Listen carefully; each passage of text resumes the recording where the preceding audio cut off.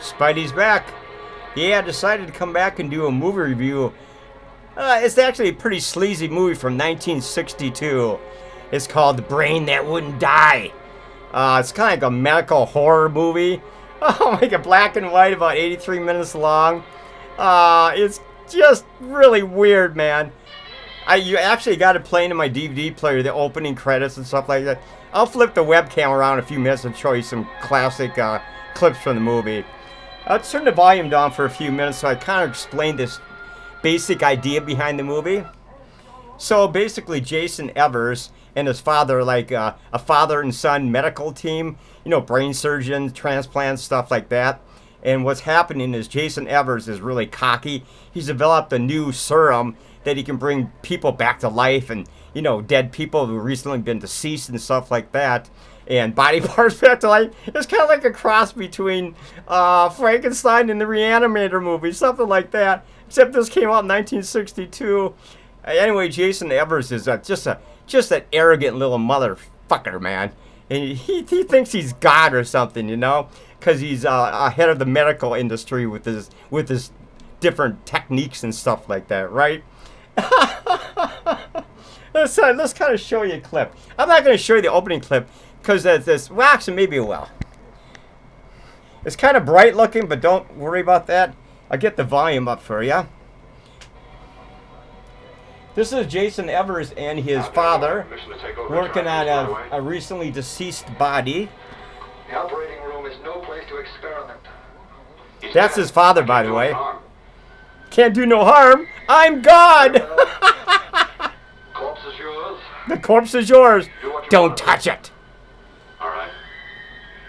He injects it with some kind of a serum or something, and or whatever he does, and it brings it back to life after it's been dead for a couple minutes or an hour, a half hour, whatever. By myself. By myself.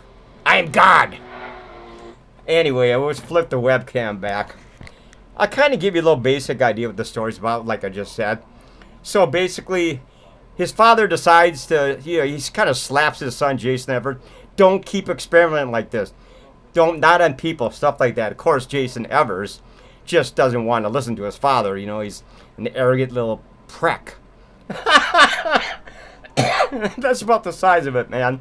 And so what happens is, well, his father goes up to his cabin and stuff like that. He has to go to a conference or stuff like that. So Jason Evers and his girlfriend decide to take a drive later that night, maybe up to his cabin in the woods or something like that, or his home or something like that. Of course, he's speeding, and of course he gets her killed. He goes off the edge of a road down a canyon, and she gets decapitated.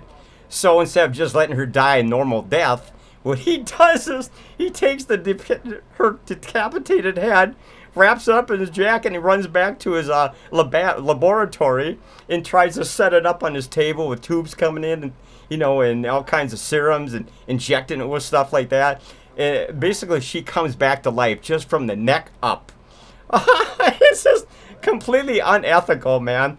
But he loved her so much that he was willing to try to at least keep her damn head alive. And unfortunately, it all has horrible circumstances. The whole movie's just really morbid. It has a really sleazy, jazzy soundtrack. You know, the dialogue is not too bad, but let's watch a clip here. Let's see what's going on here. Oh, they're still in the operating room. The hell with that. I want to show you some further clips here. It's part of the game. It's part of the game. The human body's not a jigsaw puzzle to experiment. His father cannot stand this. You're experimenting. You're playing God. Take my breath. Keep massaging the heart. You've already lost your patient, Doctor. I'm going to save mine. Yeah, listen to this little sucker, man. Stronger than ever. It's unbelievable. It's unbelievable. He's alive. Frankenstein's alive. I've been working on something like this for weeks. In your laboratory? In your laboratory.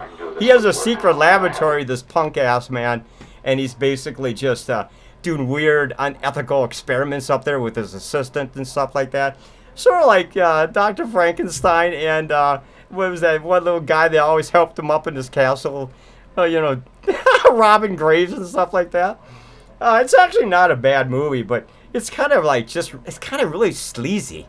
This guy is really fucking sleazy, man. Jason Evers, the young doctor, man. So like I said, he brings the head back to the laboratory maybe 15 minutes up the road, 15 minutes later. And he basically he brings it back to life. It's all wrapped in bandages, from about here up, And it's got tubes and stuff in it. It's sitting some kind of solution on the table. He's injecting it with all of his experimental serums, And she slowly comes back to life. She can actually talk. And that's the funny thing about this movie, man. She can actually talk. Of course, there's tragic consequences for him and her at the end, but I won't tell you about that. Oh, anyway. His assistant is already one of his victims. He's got a really badly deformed hand. Jason Evers tried to experiment on his hand years before. I'm going to turn the volume down here. We'll kind of go along some of the scenes in a few minutes. And then, of course, he has this hideous experiment in the closet, in that laboratory right there, that office or that medical center right there.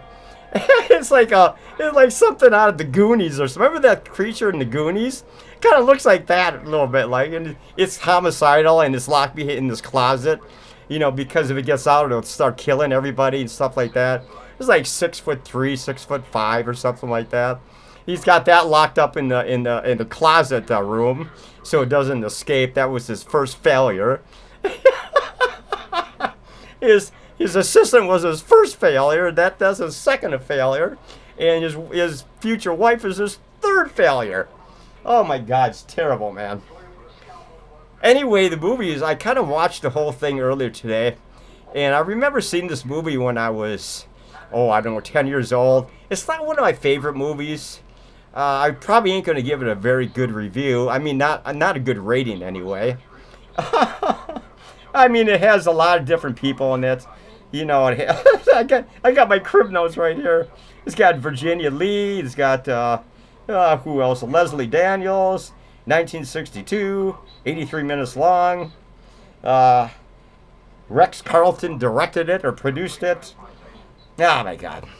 I'm not sure what movie studio actually put this out, but it comes from this collection anyway. Like I said, it has about 10 different movies on it. I think we've done 2 or 3 off this collection, like The Killer Shrews and stuff like that. Oh, it's funny. How much time we up to here? It can't be done. I'm Dr. Frankenstein. I am your god. I shall bring you back to life. Ah, this is funny, man. Let's see if we fast forward a couple frames. Turn the volume up a little bit for you guys. I'm so proud of you. You're becoming God. Okay, this is where he's back at his laboratory with his girlfriend's fucking head, man. Turn the volume all the way up, man. See, he's hooking her up to all these tubes and everything. Kind of looks like Dr. Frankenstein's laboratory. There's his assistant that he botched his hand like 10 years earlier. He's getting everything all set up, man, for the return to life of his girlfriend's head. I hope to get a shot of her head. You'll just go, oh, I remember that, man. I remember that. This guy's a real sleazeball, man. He's really seedy as hell, man. Let's get to the head. I want to show you the head.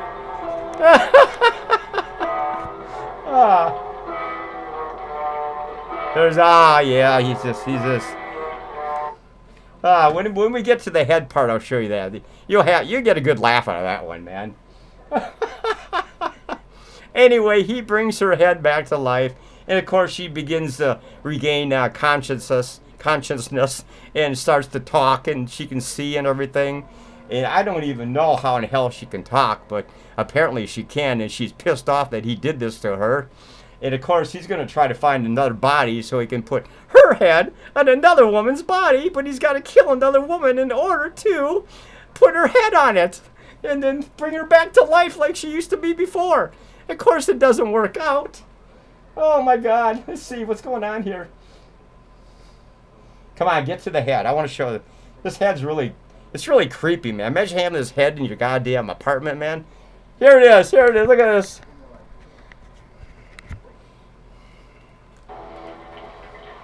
There's his girlfriend's dead head. I saw them move. I saw her eyelids move. Yeah, she's still alive, and she's vengeful. My eyes are deceiving me. What you see is real. I am God. What's done is done, and what I've done is right. It's the work of Sun Eds.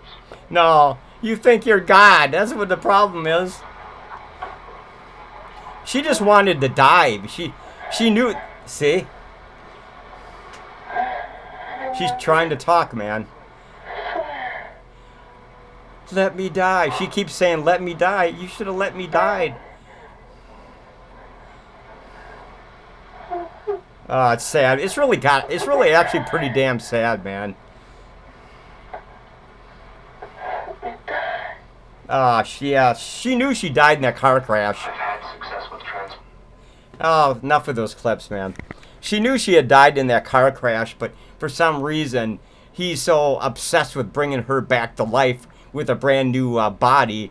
And as the movie just kind of goes along, she starts to control the creature that's in the closet behind a locked door, the mutation that he created like months earlier or a year later. And oh God, yeah, I just watched this movie and I kept laughing. I go, what the hell, man? What is wrong with you, man? What is wrong with you? Anyway, so what happens is the movie just kind of goes along. He's going to strip joints, trying to find the perfect woman so he can kill her and use the body to bring his girlfriend back to the body and the head and stuff like that. And of course, it just doesn't work out. I mean, the movie, he's really sleazy. The movie just kind of goes along. There's a lot of scenes where he's trying to pick up women walking on the streets. Like I said, he goes to a strip club or a brothel or something and starts talking to the women that work there, you know, trying to find the perfect match for his dead girlfriend's head, man. Oh, my God. Okay, let's get to another scene. Let's see what's going on here. Rest and grow strong. See, they're trying to get the head to kind of like come back to life. It already is back to life. You can hear the test tubes gurgling. How long do you think we can keep her alive under these conditions? 48? 48 hours, man. He's got to get a new body within 48 hours. Otherwise, it's over. And you really believe you can work a transplant on her? Successfully? Oh, this is funny. Turn the volume down again because it's so funny, man. The dialogue is hilarious, man. I mean, all the actors really do a pretty good job, man. It's a well-done movie, but it's not really my cup of... it's not my personal favorite movie I've ever saw, but it does have some really weird scenes and unethical medical practices and stuff like that. And, you know, people thinking that they're God and stuff like that. There's not a lot of people in this movie. It has a relatively very small cast. But it's basically just filmed in that laboratory or medical center wherever he works and lives, whatever. And he tries to bring back this one lady towards the very end, right? Well, as the movie goes along, the head is communicating, like I said, with the creature in the locked closet. And she begins to control him. He wants to kill the doctor for what the doctor did to him, too. Because he's really hideous looking, man. And, of course, the doctor's assistant gets killed by the guy in the closet, too. He gets his arm ripped off, like 3/4 of the way through the movie towards the end, and he bleeds to death. And the doctor comes back, of course, and finds his assistant completely dead on the floor. And, of course, the head is sitting there, we're going to kill you, we're going to kill you. And then he brings his body, gets another body. He drugs this woman up in his apartment, the upper part of the house or something, and he brings her down, drugs her with something in her drink. So he's going to cut her head off and use the body to give to his deceased girlfriend's head on the table. You get it? It's so stupid. Oh my God.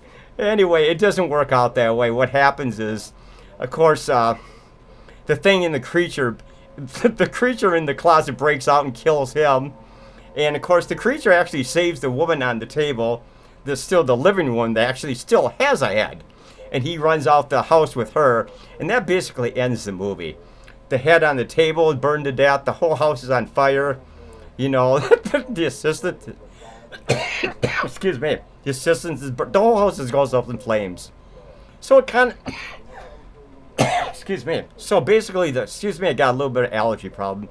So basically what happens is that it has a happy ending for the dead head on the table and the woman who was going to be the body for the woman's head on the table. Am I making any sense here? I don't know. It's kind of funny, man. How much time are we up to? Okay, we got about 3 more minutes. Anyway, I'm not going to rate this movie very high. It kind of goes... The movie isn't really... It's black and white. It's filmed fairly decent. The picture quality is decent. The storyline is decent, but it's just completely unethical and sleazy. And the doctor got exactly what he deserved at the end, being murdered by the thing in the closet. And of course, the woman's head, like I said, she finally just goes up in flames and dies and is being reunited with her body in heaven or something like that. And so it has a happy ending for, you know, the very end when, you know, like I said. Anyway, it's not a bad movie. I'll list some of the actors in the description below when I post this video later on. But I think it's so laughable. It's absolutely funny as hell. But it's, you know, I just laugh at the movie and the dialogue and what he thinks he's doing and stuff like that. This stupid ass doctor, man. Oh my god. I think you'll recognize Jason Evers. He was in a whole bunch of movies back in that era. You know, he's good. He's a good actor. All the actors in the movie do a good job. Even the head on the table, his deceased girlfriend's head does a good job.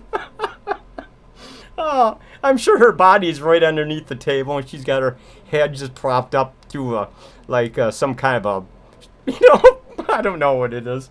It's kind of laughable, actually. The movie's laughable, but, you know, it's not a bad movie, folks. We're gonna rate this movie right now.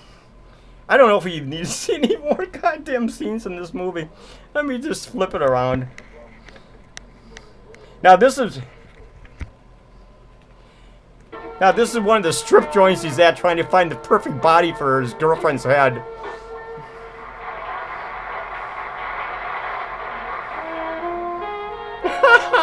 Listen to that soundtrack. It's a really sleazy, jazzy soundtrack. Do. Come home with me tonight. Oh my god. I turned the volume up, man. This is hilarious, man. Anyway, should we fast forward and show you one more clip before?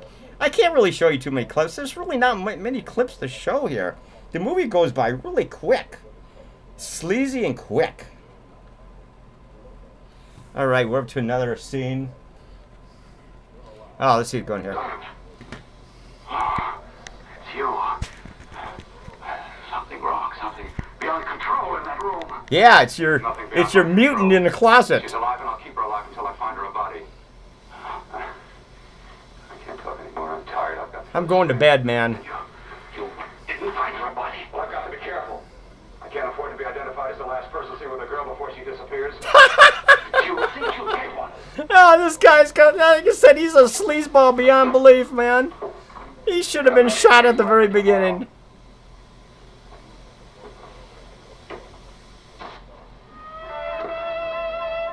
Oh, we're back to the nightclub again.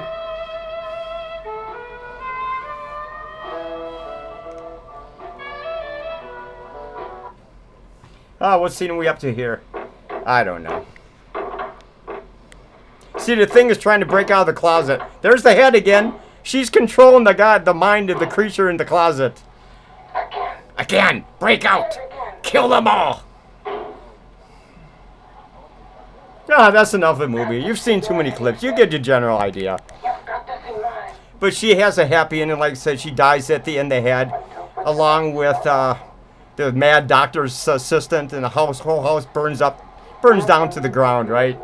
And of course, like I said, the creature in the closet saves the woman on the table, drags her out of the house before the whole house goes up in flames. Okay, we're gonna shut this volume down. Oh my God, it's a weird movie, folks. It's really a weird movie. You kind of just look at it, scratching your head. Is this a porno movie, or is this like a horror medical porno movie? It's something like that. I don't know. It could be described as a bunch of different genres here, man.